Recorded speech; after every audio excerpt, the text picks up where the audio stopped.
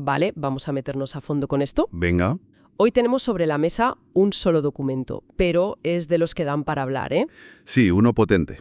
Es un artículo de Patreon que se titula La justicia cerca al sanchismo y lo que hace es dibujar una especie de calendario judicial de infarto para el año 2026. Eso es. La misión que nos hemos propuesto es un poco destripar esa hoja de ruta, ver qué batallas legales, según este texto, le vienen encima al círculo más cercano del presidente del gobierno. Claro.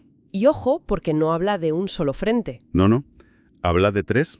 Habla de tres frentes muy diferentes. Sí, y lo realmente fascinante o lo interesante es cómo el artículo teje una historia que conecta tres procesos judiciales que en principio no tendrían por qué estar relacionados. Aparentemente no, pero la tesis del texto es que todos convergen en el mismo punto, el entorno más directo del presidente.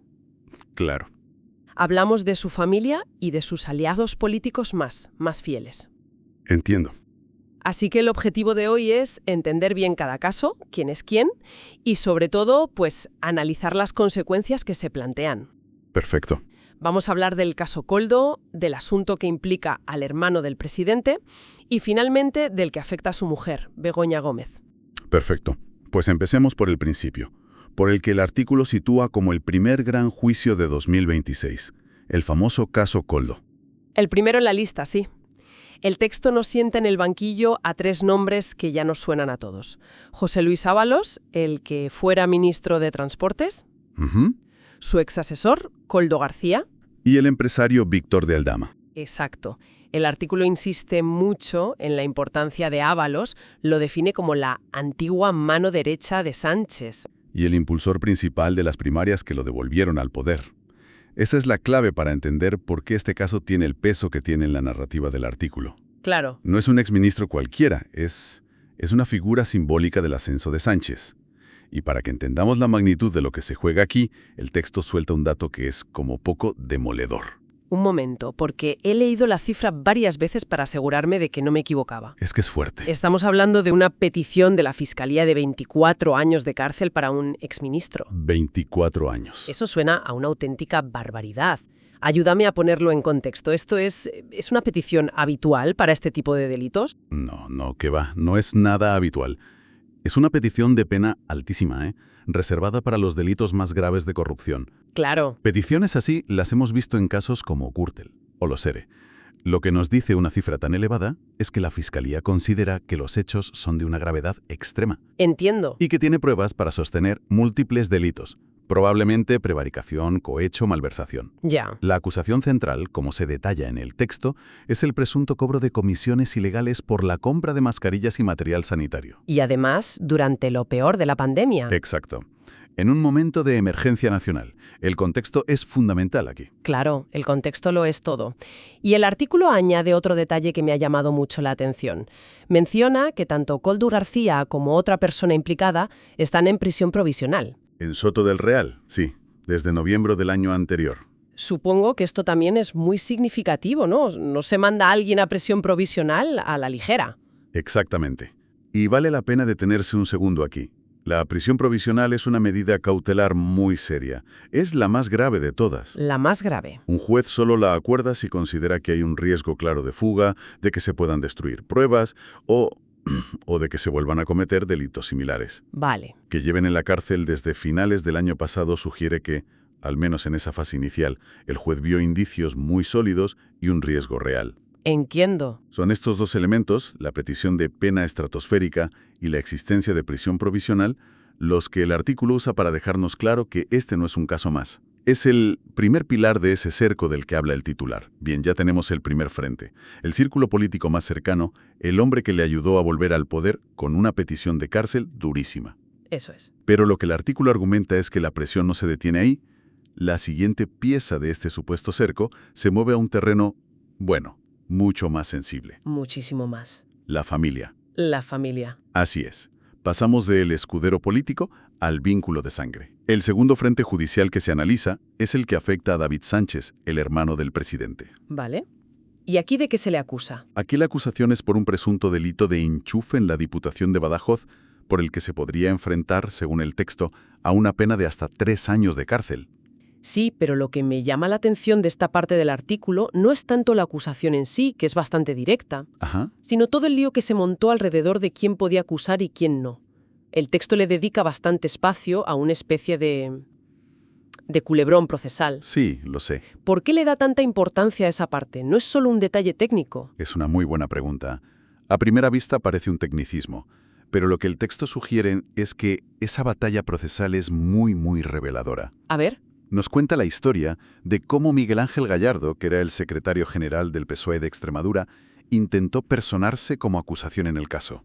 Y la secuencia es de película. A ver, vamos a repasarla, que yo me he perdido un poco. Primero, Gallardo intenta unirse a la acusación popular, pero el juzgado se lo deniega. Correcto. Él recurre y, sorprendentemente, el Tribunal Superior de Justicia de Extremadura le da la razón. Le deja entrar, sí. Parecía que ya estaba dentro, ¿no? Parecía, pero entonces el asunto llega al Tribunal Supremo. Y aquí es donde viene el giro de guión que destaca el artículo. ¿Qué pasa? El Supremo no solo anula la decisión anterior y expulsa a Gallardo de la causa, sino que usa una expresión muy dura para calificar su maniobra. La llama, textualmente, fraude de ley. Fraude de ley. Uf, son palabras mayores. ¿Qué significa eso en lenguaje de la calle? Pues, en esencia, lo que el Supremo está diciendo es que sospecha que Gallardo no quería unirse a la causa para ayudar a que se hiciera justicia. Sino para usar el proceso legal con otro fin. Quizás para controlarlo desde dentro, para tener acceso a la información o incluso para entorpecerlo. Vaya. Es una acusación muy grave de intentar manipular las herramientas del sistema judicial. Y este drama, como lo llamas, añade una capa de intriga política a todo el asunto. Claro, es que sugiere tensiones dentro del propio partido en Extremadura. Es casi un caso dentro del caso. Totalmente. Pero, a pesar de todo este embrollo, ¿cuál es la conclusión del artículo? Porque después de tantas idas y venidas, uno podría pensar que el caso se diluye. Pues todo lo contrario. A pesar de que el Supremo frena en seco a Gallardo, la conclusión del artículo es que el procedimiento principal sigue su curso sin problemas. Ah, ¿sí? De hecho, afirma que la previsión es que tanto David Sánchez como el propio Gallardo, aunque por motivos distintos, se sienten en el banquillo antes de que acabe la primavera. O sea que el juicio sigue adelante. El nudo procesal se desenreda, pero el juicio, según esta fuente, es inminente. Vale, entonces el panorama que se va dibujando es cada vez más complejo. Cada vez más. Ya tenemos el flanco político con Ábalos y el flanco familiar con el hermano del presidente. El círculo se va estrechando. Se va estrechando. Y eso nos lleva a la diana final, al tercer y último frente que analiza este texto, el que afecta directamente a su mujer, Begoña Gómez.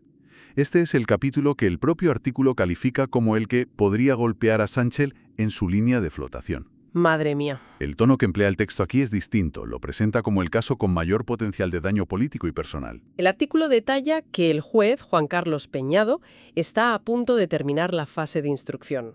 Está en la recta final, sí. Y la previsión que maneja es que se abrirá juicio oral contra ella a principios de 2026. La acusación, según se explica, es de presunto tráfico de influencias. Eso es. Y parece que la clave está en unas gestiones privadas que habría hecho su asistente desde Moncloa, una tal Cristina Álvarez. Sí, el texto se apoya en que la Audiencia Provincial de Madrid ya avaló esa línea de investigación hace unos meses, dándole luz verde al juez para seguir tirando de ese hilo. Claro. Pero, como bien apuntas, hay un detalle en este caso que lo cambia absolutamente todo. ¿Sí? Y lo diferencia de los otros dos. Un factor que introduce un nivel de incertidumbre brutal. El jurado popular. El artículo lo subraya en negrita y con razón. Exacto. Explícanos qué significa esto en la práctica. ¿Por qué es tan diferente a un juicio normal? Es un cambio de paradigma total. En los otros dos casos, el veredicto lo dictarán jueces profesionales, gente que basa su decisión en la ley, la jurisprudencia, la valoración técnica de las pruebas. Lo normal, vamos. Pero aquí no. Aquí, el destino judicial de Begoña Gómez estará en manos de un jurado popular. 11 ciudadanos anónimos. 11 personas de la calle. Elegidos por sorteo, que decidirán si es culpable o inocente. ¿Y eso qué implica para la defensa y la acusación? Me imagino que la estrategia tiene que ser completamente distinta. Radicalmente distinta. Ya no se trata solo de convencer a un tribunal técnico con argumentos jurídicos complejos. Claro. Se trata de construir un relato, una historia, que pueda convencer a 11 personas que no son expertas en derecho. La comunicación no verbal, la empatía, los factores emocionales, todo entra en juego. Es un escenario mucho más parecido al de las películas americanas. Es casi teatro. Introduce un elemento de puro teatro y, sobre todo, de imprevisibilidad. La opinión pública de alguna manera se sienta en el estrado. Es un juicio a la persona, no solo a los hechos. Aquí es donde el artículo cierra el círculo. Después de presentarnos el frente político, el familiar y este último, el más personal, llega a su conclusión final. Y es una conclusión rotunda. La frase con la que prácticamente remata el análisis es que el futuro político y judicial de Pedro Sánchez depende de los tribunales. Ahí es nada. El factor del jurado popular en el caso de su mujer es, según la lógica del texto, la pieza que convierte este escenario en una amenaza existencial para el presidente. ¿Por qué? Porque un veredicto de culpabilidad no sería una sentencia técnica, sería percibido como un veredicto del pueblo, de la ciudadanía, contra su entorno más íntimo. Vale. Vamos a recapitular para tener la foto completa. Hemos destripado un mapa judicial para 2026, tal como lo plantea esta fuente. Un mapa muy completo. Un mapa con 3 procesos muy serios que apuntan al corazón del Poder Ejecutivo. Por un lado, el arquitecto político del sanchismo, José Luis Ábalos, enfrentando una petición fiscal de 24 años. Por otro lado, el vínculo familiar más directo, su hermano David Sánchez, en el banquillo por un presunto caso de enchufe. Y después de un accidentado recorrido procesal que, ya nos dice mucho del nerviosismo que rodea el caso. Exacto. Y para rematar, el círculo más íntimo, su mujer Begoña Gómez, enfrentando un juicio por presunto tráfico de influencias. Con la enorme particularidad de que su veredicto dependerá de la opinión de 11 ciudadanos anónimos. Justo. Exacto. Lo que el análisis de esta fuente nos muestra no son 3 problemas legales aislados, es la convergencia de 3 desafíos que atacan simultáneamente 3 facetas distintas del presidente: la política, la familiar y la personal. No los presenta como una casualidad. No, que va, los hila conscientemente bajo el titular de un cerco judicial. Lo que sugiere es que el objetivo no es tanto una condena en un único gran caso, sino crear una sensación de asedio constante. De desgaste. Eso es, desgastando la imagen del presidente desde múltiples flancos. Es una estrategia de 1000 cortes, no de un solo golpe. El texto se enfoca por completo en los procesos, las acusaciones, las personas. Nos da el qué, el quién y el cuándo. Pero todo este análisis a mí me deja una última pregunta para reflexionar. A ver. Una que va un poco más allá de lo que dice el artículo, pero que nace directamente de él. Dime. Más allá de lo que finalmente digan los tribunales, de si hay condenas o absoluciones, ¿cuál es el impacto político de gobernar con esta espada de Damocles encima? O sea, ¿cuál es el coste a largo plazo de que el círculo más íntimo de un presidente esté sometido al mismo tiempo a un escrutinio judicial tan intenso y tan mediático?